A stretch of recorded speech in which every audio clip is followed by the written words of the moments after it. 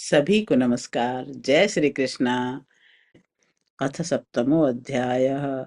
श्री भगवान उवाच मय्यासक्तमना पार्थ योगं युज्यन्मदाश्रय असंशयं समग्रं माम यथा ज्ञास्यसि तच्छृणु।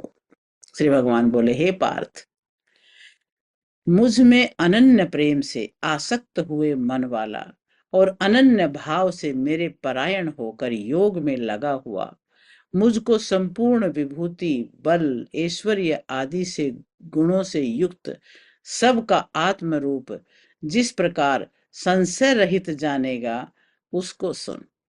मैं तेरे लिए इस विज्ञान सहित तत्व ज्ञान को संपूर्णता से कहूंगा कि जिसको जानकर संसार में फिर कुछ भी जानने योग्य शेष नहीं रहता है।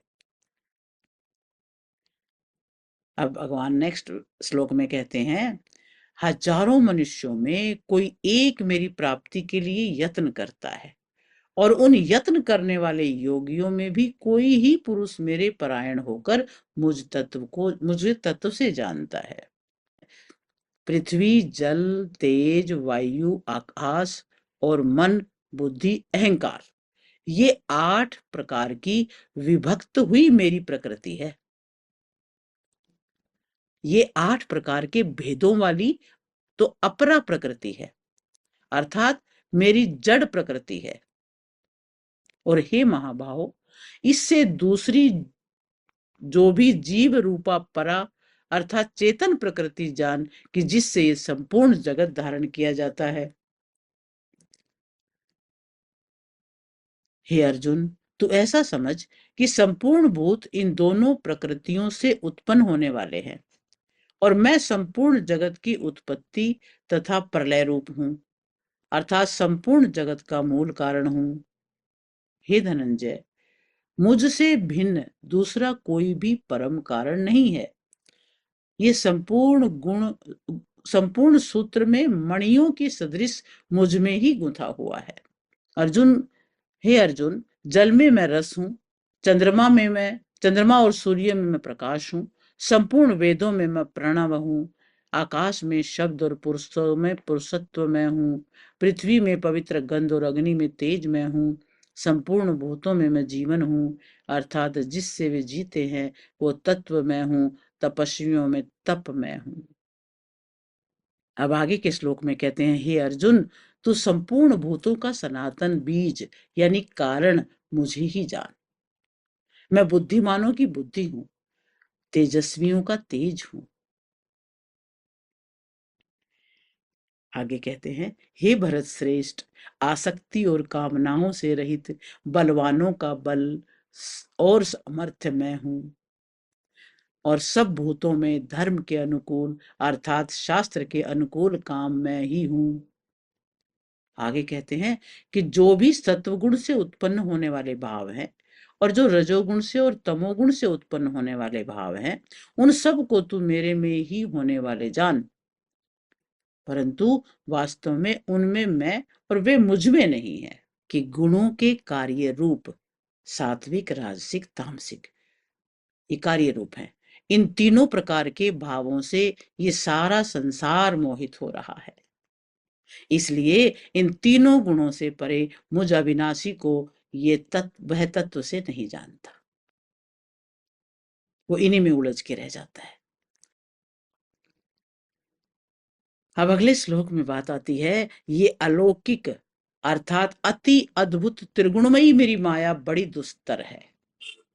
अब भगवान कहते हैं कि मेरी ये जो माया है ये बड़ी दुस्तर है, परंतु जो पुरुष केवल मुझको ही निरंतर भजते हैं वे इस माया का उल्लंघन कर जाते हैं, अर्थात संसार से तर जाते हैं। कि माया के द्वारा हरे हुए ज्ञान वाले, आश्री स्वभाव को धारण किए हुए और मनुष्यों में नीच और दूषित कर्म करने वाले मूढ़ लोग मुझे नहीं भजते। अब आगे भगवान कहते हैं, हे भरतवंशियों में श्रेष्ठ अर्जुन, उत्तम कर्म वाले अर्थार्थी, आर्त, जिज्ञासु और ज्ञानी, ये 4 प्रकार के भक्तजन मुझे भजते हैं। अब ये बता दिया कौन कौन भजते हैं। उसमें भी नित्य मुझ में एक ही भाव से स्थित हुआ अनन्य प्रेम वाला, भक्ति वाला ज्ञानी भक्त अति उत्तम है, क्योंकि मुझे तत्व से जानने वाले ज्ञानी को मैं अत्यंत प्रिय हूँ और वो ज्ञानी मुझे अत्यंत प्रिय है। ये सभी उदार हैं, अर्थात श्रद्धा सहित मेरे भजन के लिए समय लगाने वाले होने से उत्तम है। परंतु ज्ञानी तो साक्षात मेरा ही स्वरूप है, ऐसा मेरा मत है। क्योंकि वह मदगत मन बुद्धि वाला ज्ञानी भक्त अति उत्तम गति स्वरूप मुझ में ही अच्छी प्रकार स्थित है।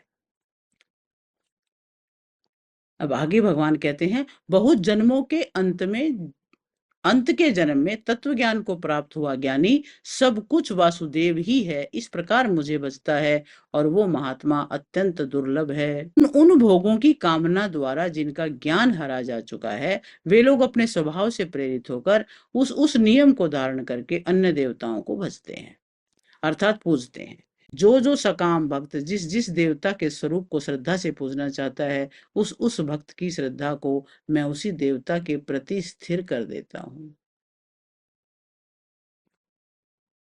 वह पुरुष उस श्रद्धा से युक्त होकर उस देवता का पूजन करता है और उस देवता से मेरे द्वारा ही विधान किए हुए उस इच्छित भोगों को निसंदेह प्राप्त करता है।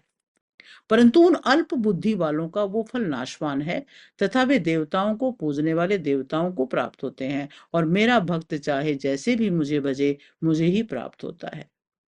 अब आगे के श्लोक में कहते हैं कि बुद्धिहीन पुरुष मेरे अनुत्तम अविनाशी परम भाव को न जानते हुए मन इंद्रियों से परे मुझ सच्चिदानंद घन परमात्मा को मनुष्य की भांति जानकर व्यक्ति के भाव को प्राप्त हुआ मानते हैं कि अपनी योग माया से छिपा हुआ मैं सबके प्रत्यक्ष नहीं होता, इसलिए ये अज्ञानी जन समुदाय मुझ जन्म रहित अविनाशी परमात्मा को तत्व से नहीं जानता है, अर्थात मुझको जन्मने मरने वाला समझता है। हे अर्जुन, पूर्व में व्यतीत हुए और वर्तमान में स्थित और आगे होने वाले सब भूतों को मैं जानता हूँ, परंतु मुझको कोई भी श्रद्धा भक्ति रहित पुरुष नहीं जानता। हे भरतवर्षी अर्जुन, संसार में इच्छा और द्वेष से उत्पन्न हुए सुख दुख आदि द्वंद्व रूप मोह से संपूर्ण प्राणी अति अज्ञानता को प्राप्त हो रहे हैं। निष्काम भाव से श्रेष्ठ कर्मों का आचरण करने वाला जिन पुरुषों का पाप नष्ट हो गया है, वे राग द्वेष जनित द्वंद्व रूप मोह से मुक्त और दृढ़ निश्चय वाले पुरुष मुझको भजते हैं। जो मेरे शरण होकर जरा और जन्म से छूटने का यत्न करते हैं, वे पुरुष उस ब्रह्म को तथा संपूर्ण अध्यात्म को और संपूर्ण कर्म को जानते हैं।